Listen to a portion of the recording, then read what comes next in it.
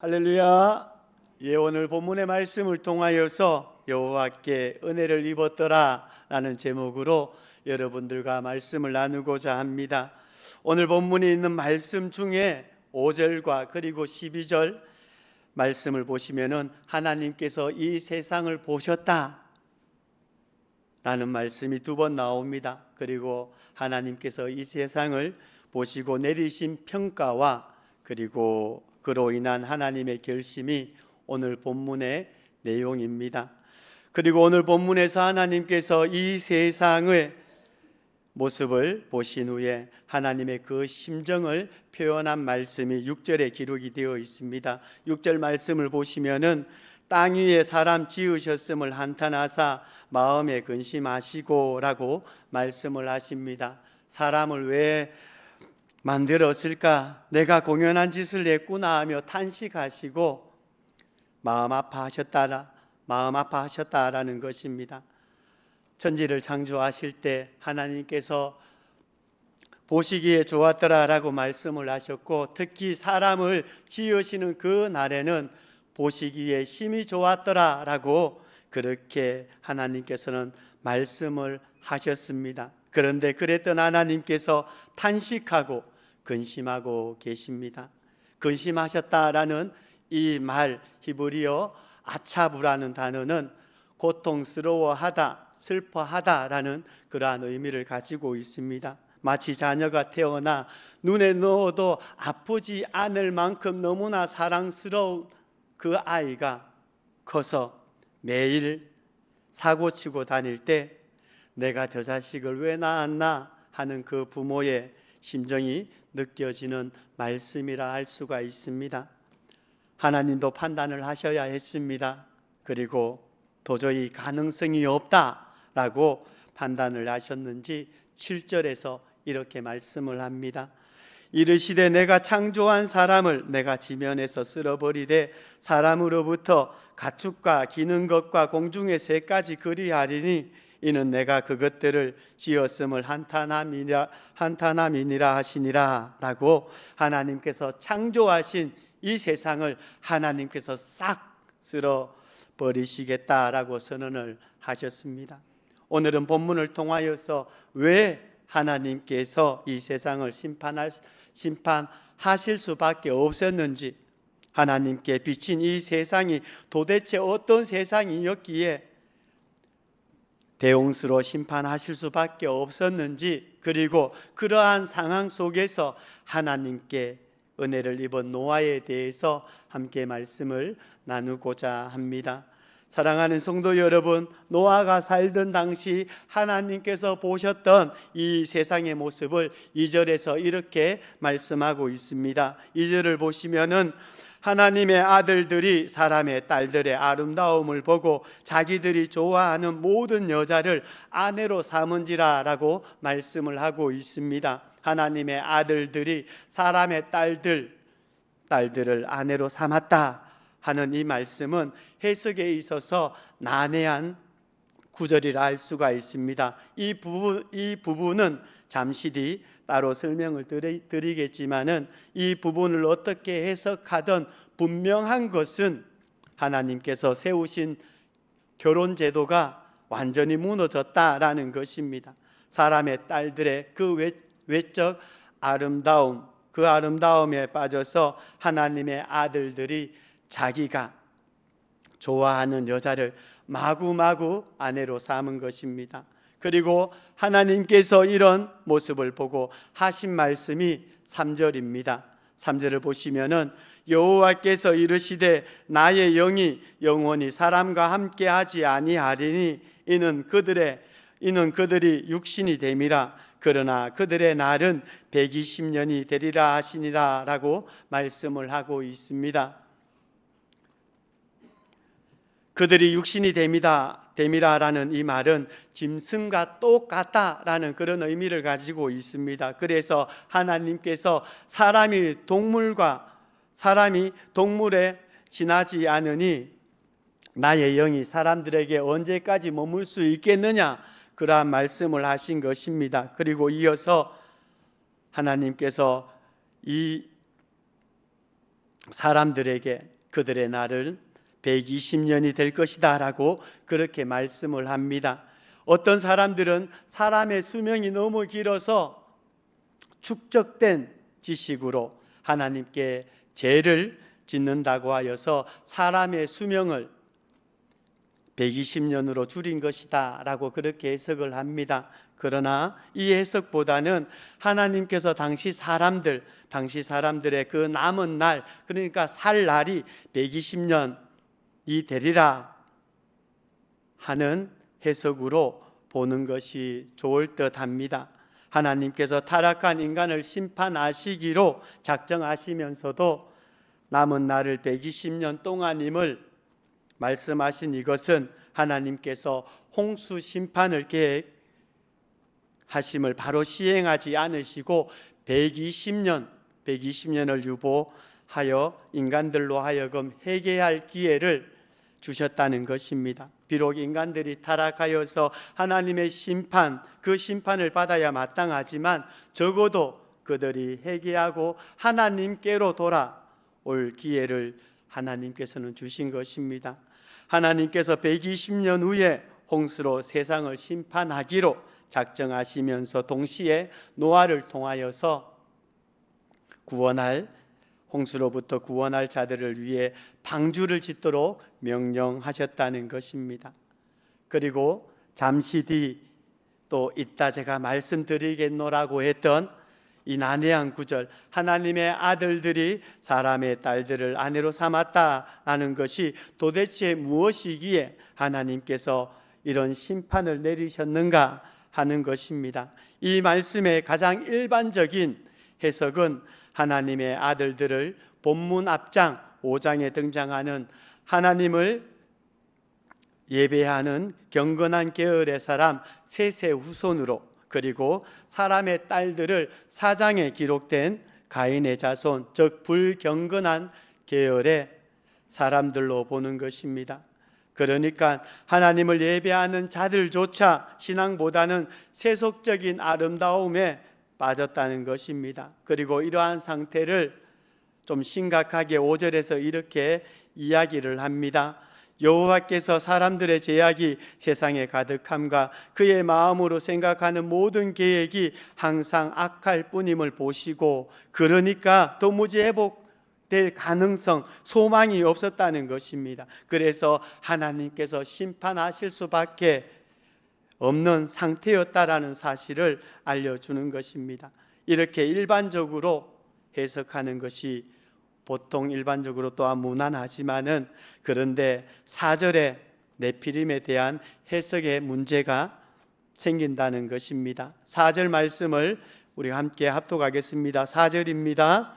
당시에 땅에는 네피림이 있었고 그 후에도 아들들이 사람의 딸들에게로 들어와 자식을 낳았으니 그들은 용사라 고대에 명성이 있는 사람들이었더라. 아멘. 하나님의 아들들과 사람의 딸들 사이에 낳은 자식을 네피림이라고 하였는데, 이 네피림이라는 뜻은 쓰러뜨리는 자라는 뜻으로 고대의 용사들이었습니다. 그리고 기원전 300년경에 그리스 알렉산더 대왕 때 히브리어 성경을 헬라어 성경으로 번역한 70인역 그 성경에서는 네피림을 거인이라고 해석을 했습니다. 이런 거인의 존재가 있었다라는 것을 고고학에서 발굴이 되었습니다. 이 해석대로라면은 경건한 셋 자손과 그리고 불경건한 가인의 자손들과의 결혼, 그 결혼으로 네피림, 즉 거인이 태어났다는 일반적인 해석에 있어서 설득력이 부족하다라는 것입니다. 그래서 다른 해석이 나왔는데 하나님의 아들들을 천사들로 해석하는 것입니다. 이렇게 해석할 경우에 문제가 하나 생기는데, 어떻게 천사들이 사람들을 아내로 삼고 천사와 사람 사이에서 자식이 태어날 수 있느냐 하는 문제가 생깁니다. 그럼에도 성경을 연구하시는 분들은 성경의 몇몇 구절을 통하여서 이러한 해석이 맞을 수 있겠구나 하는 생각을 가지고 있고 그렇게 주장을 하고 있습니다. 그 이유에 대해서 말씀을 드리면은 그 첫 번째로 하나님의 아들들이라는 이 단어가 베네 엘로힘이라는 단어인데 오늘 본문과 그리고 구약의 욥기에서 3번 정도 사용이 되어집니다. 욥기서 1장 6절 그리고 2장 1절로 그리고 또한 38장 7절에서 이렇게 베네 엘로힘 하나님의 아들들이라고 그렇게 표현이 또 이렇게 되어지는데 이 세 곳의 모든 번역들이 바로 천사들이라는 의미로 번역이 되었다라는 것입니다. 그리고 두 번째 이유는 기독교 경전으로 정경이라고 하는 우리 성경 66권 외에 성경적 내용을 담고 있지만은 신앙에 도움이 되지 않고 신뢰하기가 힘든 외경이 있는데 이 외경 중에 에녹 1서라는 책에는 이러한 내용이 있습니다. 함께 스크린을 보시고 제가 읽어드리도록 하겠습니다.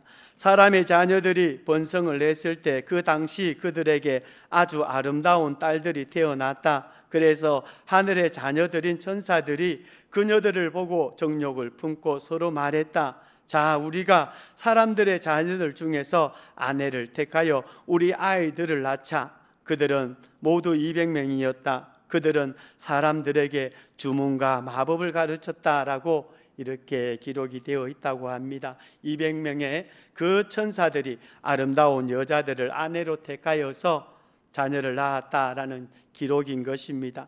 그리고 세 번째 이유는 신약 성경의 기록 때문입니다. 학자들마다 신약 성경에 기록된 이 말씀에 가장 비중을 두고 있습니다. 먼저 베드로후서 2장 4절로 5절 말씀을 함께 교독합니다. 제가 4절 말씀 먼저 읽습니다. 하나님께서 범죄한 천사들을 용서하지 아니하시고 지옥에 던져 어두운 구덩이에 두어 심판 때까지 지키게 하셨으며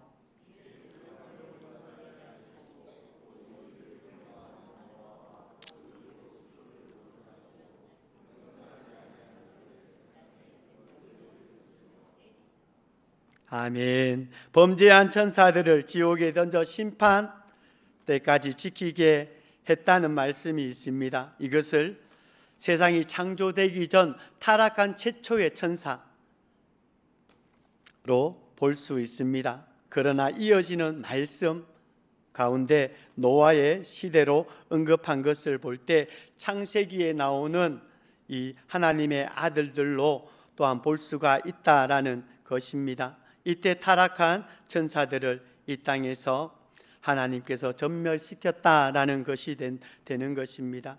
또 한 구절은 유다서 1장 6절로 7절 말씀입니다. 제가 또 이 말씀까지도 우리가 함께 교독합니다. 제가 6절 말씀 먼저 읽습니다.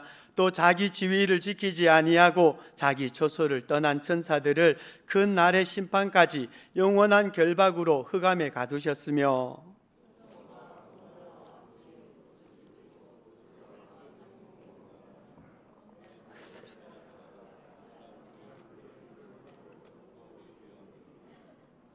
아멘. 자기 지위와 그리고 자기 처소를 떠난 천사들, 그 천사들의 심판에 대한 이야기를 하면서 소돔과 고모라와 그 이웃 도시들도 그들과 같은 행동으로 음란하며 다른 육체를 따랐다라고 그렇게 말씀하고 있습니다. 창세기 19장에 소돔과 고모라의 그 멸망을 롯에게 전하기 위하여서 두 천사가 갔을 때 소돔과 고모라 사람들이 이 두 천사와 성관계를 하기 위하여서 밤에 롯의 집에 찾아와 행패 부린 것이 기록되어 있습니다. 이런 소돔과 고모라의 모습이 심판받는 그들, 즉 천사들과 같은 행동이다라고 그렇게 말씀을 하고 있는 것입니다. 그리고 이것을 다른 육체를 따랐다라고 그렇게 또한 말씀을 유다서에서 해주고 있는데, 다른 육체는 헬라어로 다른 색이라는 말입니다. 그러니까 창세기 6장에서 천사들이 인간을 탐한 것처럼 인간이 천사를 탐했다는 그러한 의미를 가지고 있는 것입니다. 이러한 이유로 하나님의 아들들을 천사들로 해석을 할 수가 있습니다. 그러면 네피림이라는 존재에 대한 해석이 가능합니다. 그러나 이런 해석에도 불구하고 여전히 한계가 있습니다. 타락한 천사들이 어떻게 인간과 성관계를 할 수가 있고 자녀를 낳을 수가 있느냐, 그 문제는 숙제로 남습니다. 이에 대한 주장도 있지만은 모두 한계가 있다라고 합니다. 그러나 우리가 무엇보다도 오늘 본문을 통하여서 알 것은 하나님의 아들들과 사람의 딸들, 이 딸들을 어떻게 해석하든지 이것은 하나님께서 세우신 그 결혼의 관계가, 제도가 깨어진 것입니다. 그리고 이러한 타락으로 말미암아 하나님의 심판을 불러왔다라고 할 수가 있습니다. 그리고 하나님께서 이 세상을 보시고 또 심판하시기로 작정하신 그 이유를 5절에서도 기록하고 있습니다. 5절 말씀을 보시면은 여호와께서 사람의 죄악이 세상에 가득함과 그의 마음으로 생각하는 모든 계획이 항상 악할 뿐임을 보시고라고 말씀을 하고 있습니다. 하나님께서 보신 세상은 죄악으로 가득 찬 세상이었습니다. 그런데 정말 문제는 사람의 마음이 부패했다는 것입니다. 인간의 타락은 마음에 있습니다. 여러분, 예레미야 17장 9절에서는 이렇게 말씀합니다. 만물보다 거짓되고 심히 부패한 것은 마음이라 누가 능히 이를 알리요마는 이라고 말씀을 해주고 있습니다. 인간들이 자신들의 부패한 그 마음의 상태를 알지 못한다고 성경은 또한 알려주고 있습니다. 그리고 시편 14편 2절로 3절 말씀에 보시면은 여호와께서 하늘에서 인생을 굽어 살피사 지각이 있어 하나님을 찾는 자가 있는가 보려 하신즉 다 치우쳐 함께 들어온 자가 되고 선을 행하는 자가 없으니 하나도 없도다라고 그렇게 말씀을 하고 있습니다. 이것이 우리 인생들을 향한 하나님의 평가서입니다.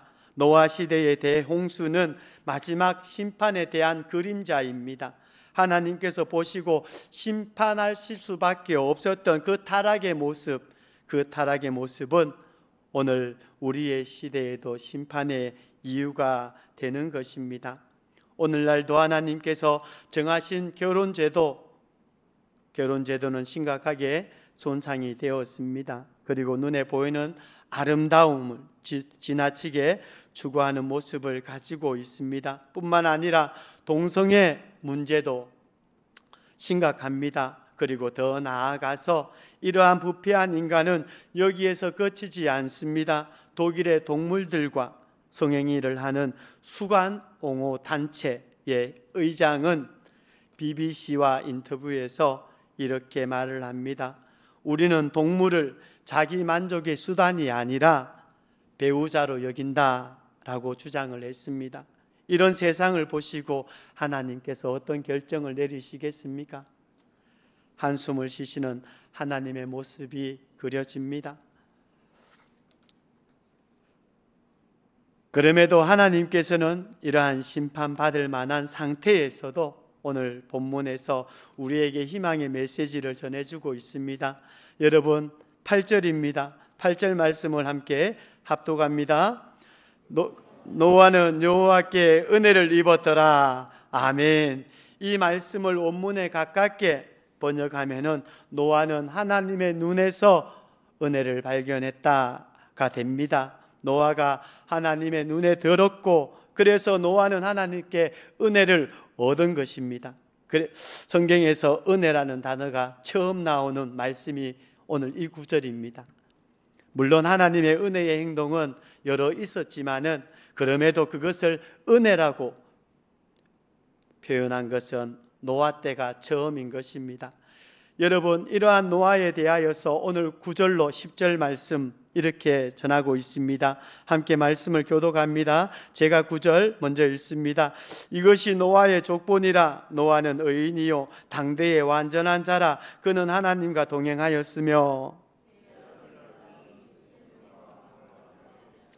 아멘. 노아를 설명하는 말이 의인이요, 그리고 완전한 자요, 그리고 하나님과 동행한 자였다라고 그렇게 설명하고 있습니다. 그런데 많은 사람들은 노아가 의인이었고 그리고 완전한 자였고 하나님과 동행했기 때문에 하나님께 은혜를 받은 것이다 라고 그렇게 생각하고 말하는 사람들이 있습니다. 그러나 성경은 그렇게 말하고 있지 않습니다. 노아가 하나님의 은혜를 입었기 때문에 의롭다 불러지고 그리고 당대의 완전한 삶을 살았고 그리고 하나님과 동행했다는 것입니다. 노아에게 왜 은혜를 베풀어 주셨는지 기록되지 않아 알 수는 없지만 무엇보다도 그것이 중요한 것이 아니라 중요한 것은 은혜를 받은 자의 의와 완전과 하나님과의 동행으로 이어지는 삶의 모습이 있었다라는 것이 중요하다라는 것입니다. 우리의 노력이나 공로로 구원의 은혜를 받은 것은 아니지만 그 은혜를 받았다면 그 은혜에 대한 행동으로 이어진다라는 것입니다. 노아를 생각해 보시면은 노아가 은혜를 얻고 행한 것이 인간에게 남은 날 그 120년 가운데 방주를 산 위에 지은 것과 그리고 사람들에게 하나님의 심판을 외치는 것이었습니다. 노아는 하나님께 은혜를 입었기에 고독한 건축가가 되었고 사람들에게 미친 사람이 아니냐라는 오해를 받아야만 했습니다. 사랑하는 성도 여러분, 중요한 것은 우리가 은혜를 받았다면 우리는 의로운 행동을 시작할 것이고 그리고 온전한 모습으로 변화되어 갈 것입니다. 또한 늘 하나님께서 함께 하신다는 그 사실을 알고 우리가 삶을 살아낼 것입니다. 그러하기 때문에 오늘 우리에게 은혜를 베풀어 주신 그 하나님께 오늘 우리의 삶의 모습을 비추어 볼 때 과연 노아와 같은 그 은혜에 합당한 열매를, 삶의 열매를, 신앙의 열매를 우리가 맺고 있는지를 우리가 한번 되돌아보았으면 좋겠습니다. 사랑하는 성도 여러분, 말씀을 맺도록 하겠습니다. 하나님은 공의로 악을 심판하는 중에도 은혜 베푸심을 잊지 않으셨습니다. 아무리 악이 절정에 다다랐다 할지라도 하나님의 은혜는 여전히 존재하는 것입니다. 세상이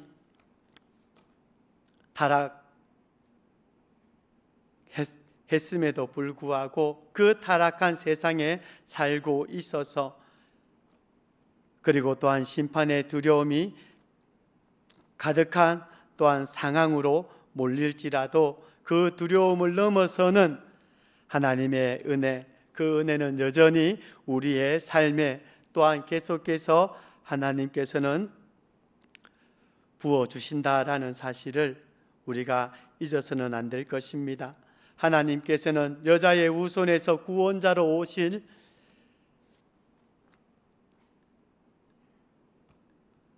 여자의 후손에서 구원자가 오리라 하신 그 약속의 말씀을 따라 대홍수의 심판 중에도 노아를 대신하여 보내신 것처럼 우리에게 예수 그리스도를 보내신 것입니다. 그리고 이 세상에 악이 너무나 심해서 마지막 심판의 날에도 예수님을 다시 보내셔서 오늘 우리를 구원하시는 은혜의 행동을 하나님께서는 하실 것입니다.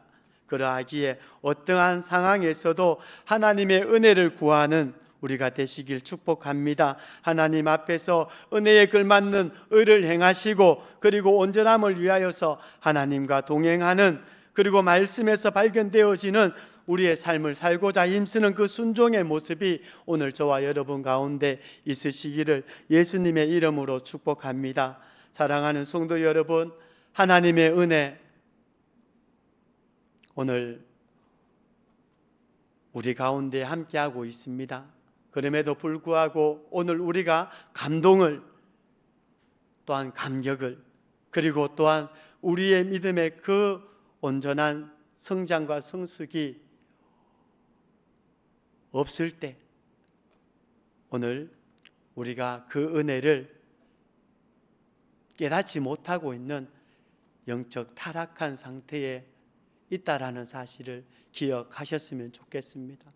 하나님께서는 항상 우리에게 은혜를 주시고 하나님의 기뻐하시고 영광을 나타내는 삶의 모습으로 이끌어가고 계십니다.